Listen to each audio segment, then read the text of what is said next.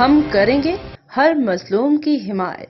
السلام علیکم، میں ہوں حرین فاطمہ اور آپ دیکھ رہے ہیں حمایتی نیوز HD چینل۔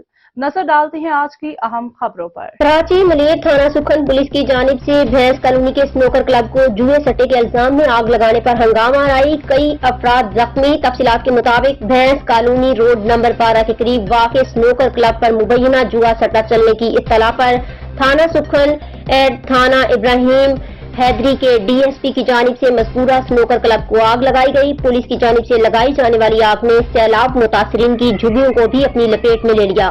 کئی جھگیاں جل کر راکھ ہو گئیں جبکہ جھگیوں کے قریب کھڑی کار کو بچا لیا گیا۔ پولیس کی جانب سے کی جانے والی کارروائی کے خلاف علاقہ مکینوں نے بھینس کالونی روڈ نمبر 12 مہران ہائی وے پر دھرنا دے کر روڈ بلاک کر دیا۔ روڈ بلاک ہونے پر مظاہرین اور راہگیروں میں تلخ کلامی، گالم گلوچ کے بعد لڑائی شروع ہو گئی جس پر کئی افراد زخمی ہو گئے۔ ویڈیوز میں دیکھا جا سکتا ہے کہ لڑائی میں ڈنڈوں اور پتھروں کا آزادانہ استعمال کیا جا رہا ہے۔ احمد دین حمایتی کی رپورٹ۔